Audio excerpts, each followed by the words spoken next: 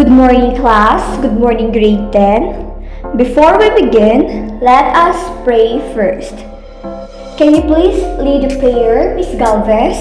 Okay, so far, all of you are present today. So how's your day, class? Is it good so far? That's good to know. So, are you ready to learn our new topic today? Okay, that's good. So let's begin this. By examining the picture and reading its definition, fill the missing letters to complete the word. For number 1, take a look at this picture. He is known for being the king of Israel who built the first temple in Jerusalem. Very good. The correct answer is Solomon. Number 2, take a look at this picture. It is called as the Promised Land. Very good. The right answer is Israel.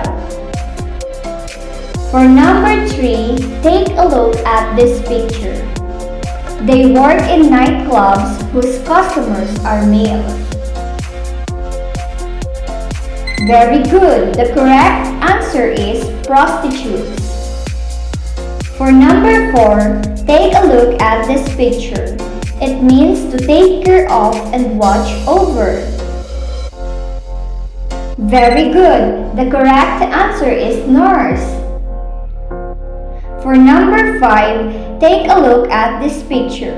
It means to transmit to another. Very good. The correct answer is render. Good job, everyone! You are now ready to read the story. Before we read the story today, please sit properly and close your eyes for 15 seconds. While your eyes are closed, listen attentively to sounds heard from your surroundings. Okay, close your eyes.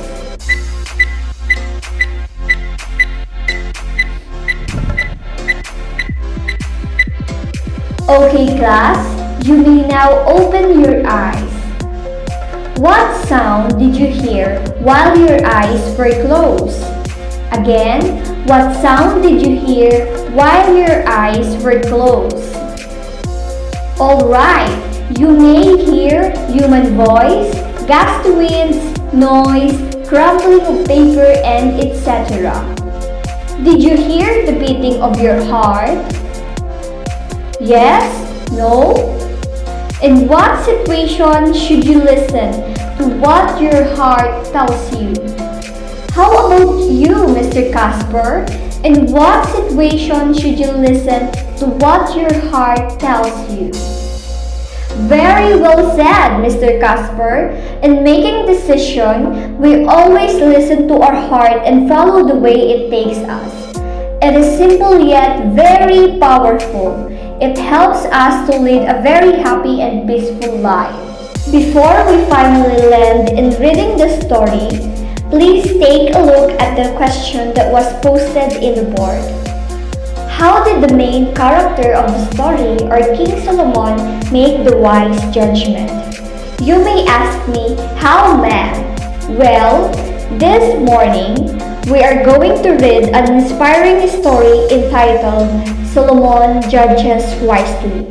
And let us all discover how did King Solomon make the wise judgment. Solomon judges wisely.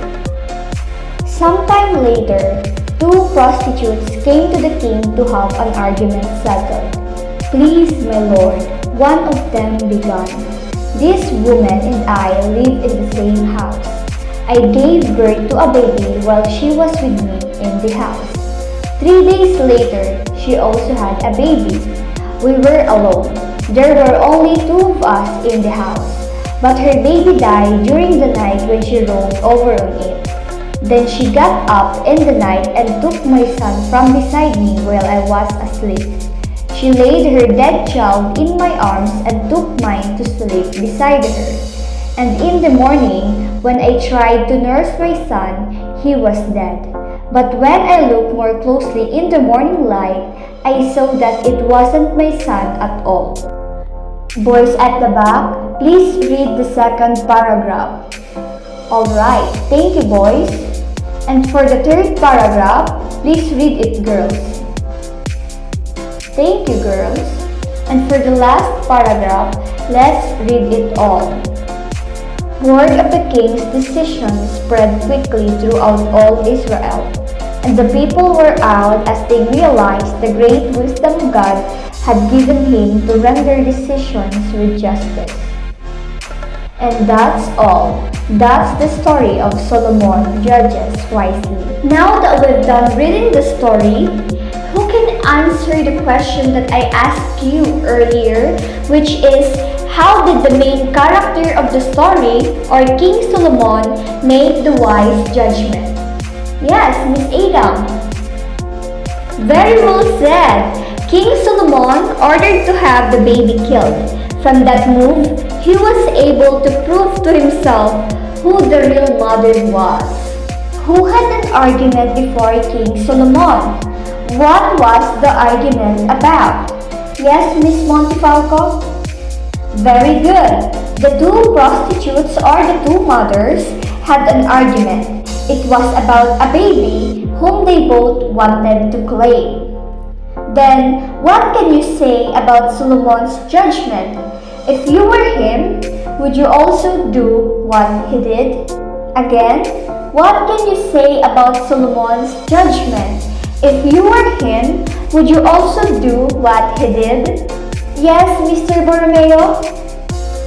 Very good. Solomon had wise judgment. If I were him, I would also do what he did, because for me, that really proved who between the two mothers showed true love for the baby. Next, the real mother of the baby would rather let the other woman have the baby than let the baby be killed. She showed selfless love and sacrifice. Will you share with the class what your mother has done for you out of selfless love and sacrifice? Yes, Mr. Zamora. Oh, how thoughtful! Mr. Zamora said that his mother was absent for several days from her work just to take care of him when he gets sick. Then, how about you, Miss Mendoza? Wow! Miss Mendoza said that her mother bought her a new cell phone, though she knew her money was just enough for their school allowances. Before we proceed to our discussion, you will be divided into 6 groups. Choose a leader and pick a slip here from the box. For slip number 1, draw the setting of the story. Next, for the slip number 2, compare and contrast the story's main character and secondary character. For the slip number 3, determine the story's conflict and come up with your own resolution. Slip number 4, establish the story's theme and transform it into a slogan. For the slip number 5, perform the 5 stages of plot in the story. And last, slip number 6, list down the pronoun in the story. Explain when was the pronoun being used. Okay class, you got it? Okay, you just need 10 minutes to do this job. Good luck! Good job, class! Now, get one whole sheet of paper and answer the worksheet posted in front. For letter A, identify what is being asked for each number. Number 1, where did the story happen? Number 2, what are the characters in the story? Number 3, what is the conflict of the story? Number 4, how did the story told? Number 5, what is the theme of the story? For letter B, determine the 5 stages of plot using the story mountain as a guide. The 5 stages of plot are exposition or beginning, rising action, climax, falling action, and resolution. In a nutshell, the elements of the story are setting, character, conflict, point of view, theme, and plot. For setting, it is the time and place in which the events of the story occurred.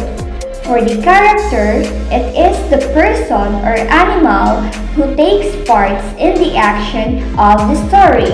For the conflict, it is the problem or the opposition of forces which ties one incident to another. For the point of view, it is the angle from which the story is told. If the point of view is first person, you may use I. And if the point of view is second person, you may use you. And last, if the point of view is third person, you may use he, she, and it.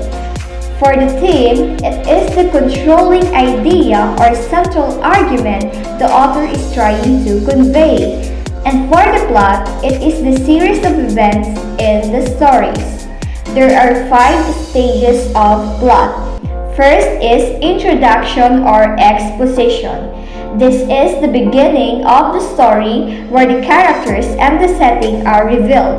Next is rising action. This is where the events in the story become complicated and the conflict in the story revealed.